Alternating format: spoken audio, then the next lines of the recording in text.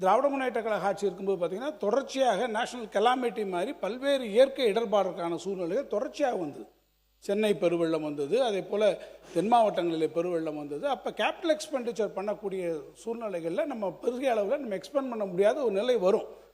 அப்படி வருகிற போது அந்த தொகையானது அப்போ நம்ம அந்த இதில் பட்ஜெட் ப்ரொவிஷன் வர, உதாரணத்துக்கு பள்ளி கல்வித்துறை நீங்கள் எடுத்துட்டிங்கன்னா டீச்சர்ஸ் அப்பாயின்மெண்ட்டுக்காக நீங்களே சொன்னீங்க ஊதியத்திற்கான தொகைகள் ஒருவேளை எக்ஸ்பெண்ட் பண்ண முடியாமல் இருக்கலாம்.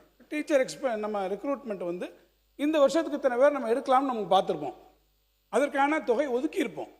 ஆனால் அந்த வருஷத்தில் ஒரு கோர்ட்டு கேஸோ அல்லது வேறு ஏதோ ஒரு பிரச்சனையினால அந்த ரெக்ரூட்மெண்ட் அன்றைக்கி நடந்திருக்காது, எக்ஸ்பெண்ட் பண்ணியிருக்க மாட்டோம். ஆனால் அதன் காரணமாகவே அடுத்த வருஷம் அந்த ரெக்ரூட்மெண்ட் வராது என்பதற்கு கிடையாது. ஸோ நம்ம அங்கே ஒரு ப்ரொவிஷன் கொடுத்தாவுடைய நீங்கள் ஆக்சுவல் எக்ஸ்பெண்டிச்சரை மட்டும்தான் எடுத்துக்கொண்டு நீங்கள் ஃபர்தர் எஸ்டிமேட் நீங்கள் செய்வீர் என்று சொன்னால், நீங்கள் ரிவைஸ்ட் எஸ்டிமேட்டுக்கு போவேன் அல்லது அடுத்த வருஷத்துக்கான பட்ஜெட் எஸ்டிமேட்டுக்கு போவேன் என்று சொன்னால் அது ஒரு சரியான பிரதிபலிப்பாக உங்களுடைய திட்டமிடலுக்கு அமையாது என்பதை ஒன்று நான் உங்களுக்கு சொல்லிக்கொள்ள கடமைப்பட்டிருக்கேன். எஸ்ஓடிஆரில் நீங்கள் நான் கொண்டு சொன்னீங்க, நீங்கள் 229 வந்ததுன்னா கடந்த வருடம் நமக்கு வந்ததில் டிப்பு காரணம் என்ன? ஜிஎஸ்டியில் அவங்க ரேஷனலைசேஷன் கொண்டு வந்தாங்க. திடீரென்று ஜிஎஸ்டிக்கான வரி விகிதங்கள் குறைக்கப்பட்ட போது நமக்கு கிடைக்க வேண்டிய அந்த வரி வருமானங்கள் அதிலே நமக்கு குறைவாக வர வேண்டிய சூழ்நிலை வந்தது. ஆனால் அந்த பாயின்ஸ் இந்த வருஷத்துக்கு மேலே நமக்கு வரும் என்று நாம் எதிர்பார்க்கிறோம்.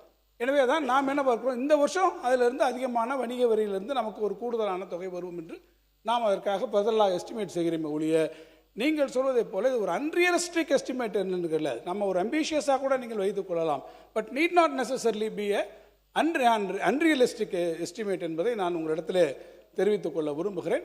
இன்னொன்று, நீங்கள் நேற்று பேசுகிற போது முந்தா நாளில் நம்முடைய மாண்புமிகு நிதியமைச்சர்கள் பேசுகிற போது ஒன்று சொன்னாங்க, இந்த 60-70 நாட்களுக்குள்ளாக நாங்கள் கவர்மெண்ட் ட்ரெஷரிக்கு 15,000 கோடி ரூபாய் கவர்மெண்ட் ட்ரெஷரிக்கு நாங்கள் கொண்டு வந்திருக்கிறோம் என்று ஒரு கருத்தை அவர்கள் சொன்னார்கள்.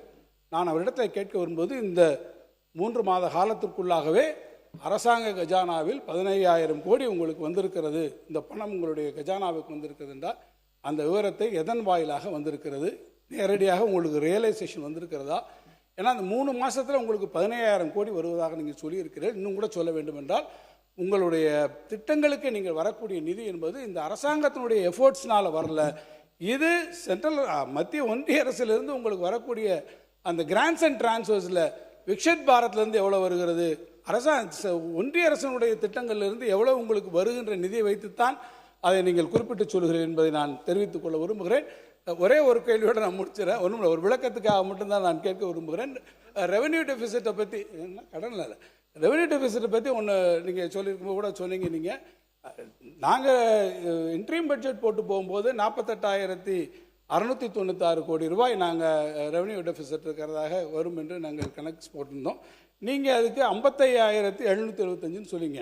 நாங்கள் 48,696 கோடி என்று நாங்கள் அந்த ரெவென்யூ டெபிசிட் வருகிற போது இந்த ஓய்வூதிய திட்டம் டாப்ஸுக்காக இருக்கக்கூடிய அந்த 11,000 கோடியை நாங்கள் கணக்கில் எடுத்துக்கொண்ட பிறகு அதற்கு 48,696, நீங்கள் அந்த 11,000 கோடியும் இன்றைக்கு கன்வீனியண்ட்டாக அதிலிருந்து எடுத்திருக்கிறீர்கள். அதை எடுத்ததுக்கு பிறகும் கூட உங்களுடைய ரெவென்யூ டெபிசிட் 55,000 கோடி, ஏறத்தாழ 7,000 கோடி ரூபாய்க்கு மேலே அது வந்திருக்கிறது என்பதையும் நான் இந்த அவைக்கு சுட்டிக்காட்ட விரும்புகிறேன்.